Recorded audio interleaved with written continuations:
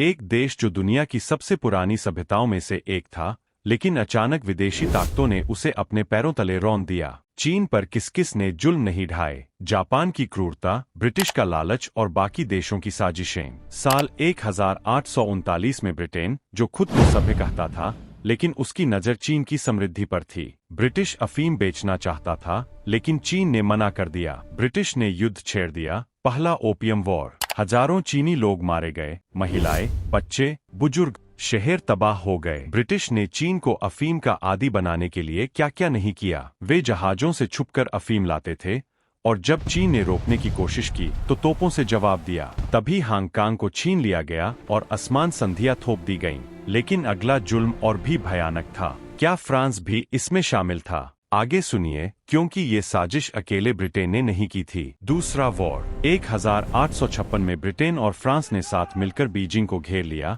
Summer palace को लूटा गया और जला दिया। लाखों चीनी लोग बेघर हो गए। तब भी महिलाएं और बच्चे तक नहीं बख्शे गए। उसी समय रूस ने भी उत्तरी चीन में हमला कर दिया। साइबेरिया के इलाके छीन लिए गए। जर्मनी ने शैंडोंग प्रांत पर कब्जा किया। पुर्तगाल ने मकाऊ को अपना बना लिया। लेकिन सबसे क्रूर जुल्म तो जापान ने किया। जापान पूरी तरह चीन को निगलना चाहता था। 1894 में जापान ने कोरिया पर कब्जा करने के लिए चीन को हराया और ताइवान को भी छीन लिया। 1931 में मंचूरिया पर दूसरा हमला किया। जापान ने यूनिट 731 बनाई, जहां चीनी कैदियों पर जैविक हथियारों का प्रयोग किया गया। हजारों चीनी लोगों की मौत हो गई। लेकिन सबसे भयानक 1937 में नानजिंग नरसंहार। जापानी सैनिकों ने 30 लाख से ज्यादा चीनी नागरिक मार डाले। महिलाओं पर अत्याचार किए गए। शहर खून से लाल हो गया। जापान ने कंफर्ट विमेन के नाम पर चीनी महिलाओं को यौन गुलाम बनाया। ये जुल्म इतने क्रूर थे कि आज भी चीन इसे भूल नहीं पाता। बढ़ती आबादी, 1910 और 11 की बारकाल भुखमरी ने मजदूरों और किसानों में असंतोष पैदा किया।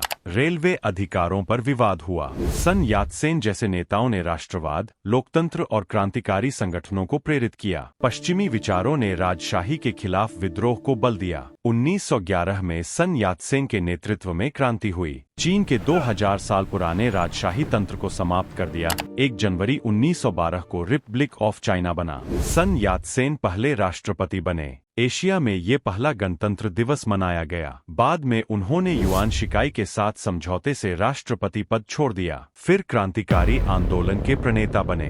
1913 से 1916 तक युआन की तानाशाही के खिलाफ विद्रोह का नेतृत्व किया, लेकिन वो असफल रहे। 1916 में युआन की मृत्यु हो गई। बाद में दक्षिण चीन के कांतन में 1921 से 1925 तक वैकल्पिक सरकार चलाई। सोवियत संघ से सहायता लेकर कुओमिंतांग का पुनर्गठन किया। माइकल बोरोदिन जैसे सलाहकारों की मदद से राष्ट्रीय एकीकरण, लोकतंत्र और सामाजिक कल्याण के 3 चरणों का खाका तैयार किया। लेकिन 1925 में लीवर कैंसर से उनकी मृत्यु हो गई। 1926 में शुरू हुआ उत्तरी अभियान, जिसमें चीन को एकीकृत किया। लेकिन 1937 में जापान ने फिर हमला कर दिया। कुओमिंतांग और कम्युनिस्ट पार्टी आपस में दुश्मन थीं, लेकिन जापान के खिलाफ साथ मिलकर लड़ते रहे। 1945 में जापान युद्ध हार गया। 1 अक्टूबर 1949 को पीपुल्स रिपब्लिक ऑफ चाइना बना। माओ ने चीन को पूरी तरह कम्युनिस्ट देश बना दिया। जमीनें किसानों को बांटी गईं। बड़े उद्योग सरकार के हाथ में ले लिए गए। स्कूलों में कम्युनिस्ट विचार पढ़ाए गए।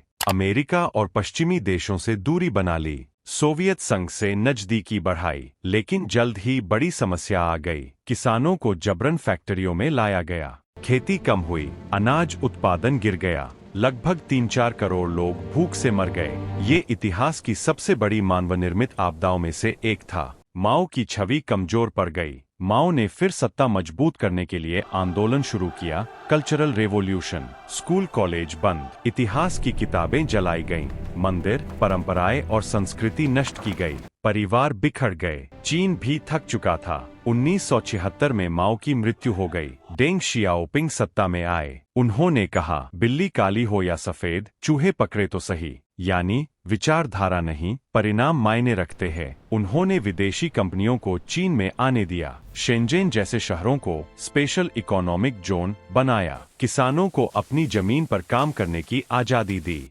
इंडस्ट्री बनाई गई। फैक्ट्रियों में आधुनिक तकनीक लाई गई। दुनिया का सबसे बड़ा इंफ्रास्ट्रक्चर तैयार हुआ। शिक्षा, health care, high speed rail, dam सब बनवाए गए। 1980 में जीडीपी मात्र $300 बिलियन थी, लेकिन 2001 के बाद चीन वर्ल्ड फैक्ट्री बन गया। दुनिया की सबसे बड़ी आर्मी बनी, न्यूक्लियर पावर बना, चीन दुनिया का सबसे बड़ा एक्सपोर्टर बना, 5G, हाई स्पीड रेल, दुनिया का सबसे बड़ा बंदरगाह, शंघाई पोर्ट। आज 70 से अधिक देशों को चीन ने लोन दिया हुआ है। दक्षिण एशिया, मध्य एशिया और अफ्रीका में चीन ने पैसा देकर बंदरगाह, रेल, सड़क, पावर प्लांट, एयरपोर्ट और स्मार्ट सिटी बनवाई। लेकिन बदले में उन्हीं देशों को अपना सामान सप्लाई करता रहता है।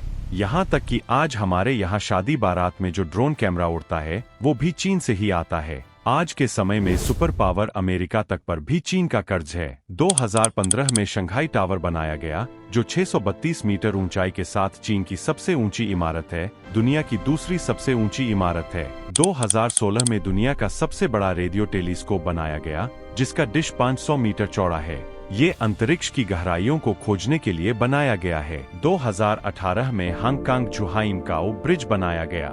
ये दुनिया का सबसे लंबा समुद्र पार करने वाला पुल है। चीन में ब्रॉड ग्रुप कंपनी ने 10 मंजिला इमारत मात्र 28 घंटे 45 मिनट में बनाकर खड़ी कर दी थी। 2020 में चीन ने कोविड महामारी के दौरान वुहान में मात्र 10 दिनों में एक पूरा आधुनिक अस्पताल तैयार कर दिया था। आज चीन की जीडीपी $18 ट्रिलियन के आसपास है, दुनिया में नंबर 2 पर है। चीन ने साबित किया, आजादी सिर्फ शुरुआत है, स्ट्रक्चर और पावर से ग्लोबल ताकत बनती है। लेकिन सवाल ये है, क्या ये पावर दुनिया को एकजुट करेगी या बांटेगी? ये कहानी हमें सिखाती है कि मेहनत और लगन से कोई भी उठ सकता है।